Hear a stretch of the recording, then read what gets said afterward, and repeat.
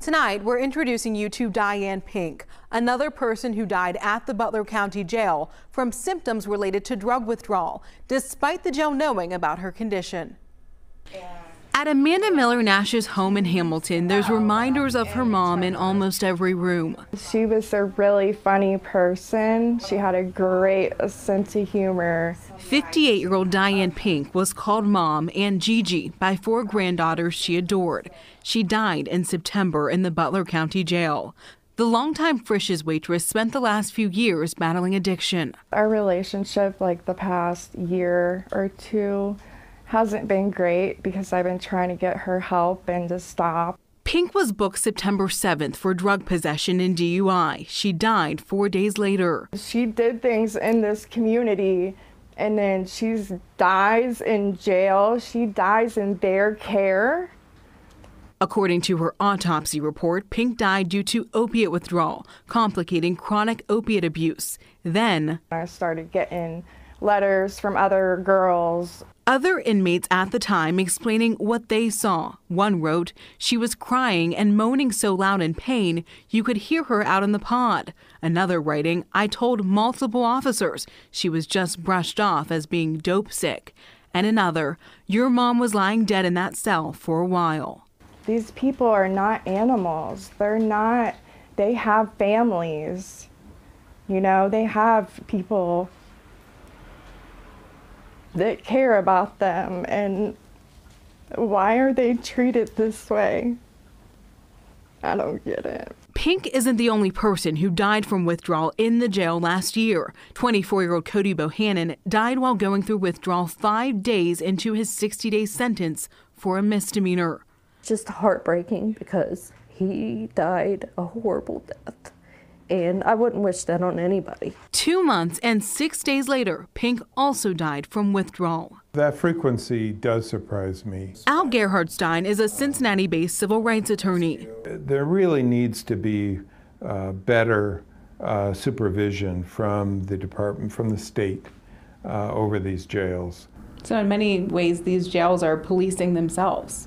Yes, they're responsible to police themselves, except for whatever lawsuits we might happen to bring. Butler County Jail officials have declined all of our requests for an interview, but documents we obtained show they're aware they have work to do and watching out for inmate physical and mental health.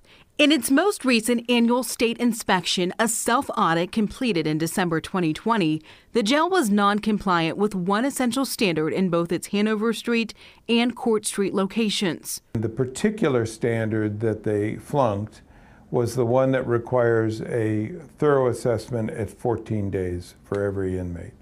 That's a really important standard.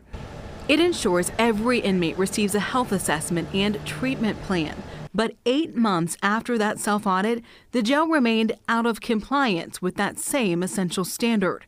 Gerhardstein believes civil suits are the next best option, but even those aren't always enough. And that's a pretty bad system for raising the bar and getting the kind of care people really need.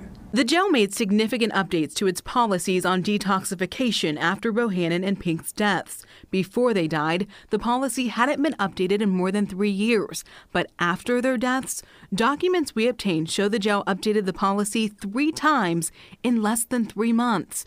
One of the changes is for jail staff to consider administering oral hydration or IV fluids if an inmate is showing symptoms of withdrawal or requests medical attention. A 3-page memo sent to staff laid out additional changes, saying when it is learned that an inmate will be going or is going through a withdrawal from alcohol or drugs, medical staff will immediately be notified. Medical then makes the call if the person should be placed on medical observation. Those individuals will receive 10-minute medical checks and be housed in one pod. According to at least 2 inmates, Pink died in a glass cell alone. Her daughter says she deserved better. When is it going to change? Butler County Sheriff Richard Jones held a news conference yesterday on a separate topic. I finally got the opportunity to ask him about the deaths of Diane and Cody. I'm always concerned about that, but I appreciate that question. Thank you very much. What are you doing to prevent it from happening? Oh, we train every day. Every day we train. But you don't always report the correct news. You report things that aren't always accurate.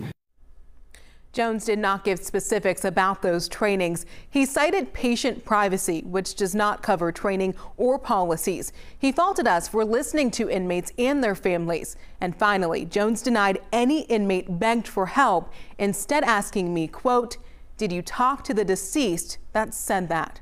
We're going to continue following this investigation, and we welcome any additional information from the Butler County Sheriff and his department. Jatera McGee, WLWT News 5.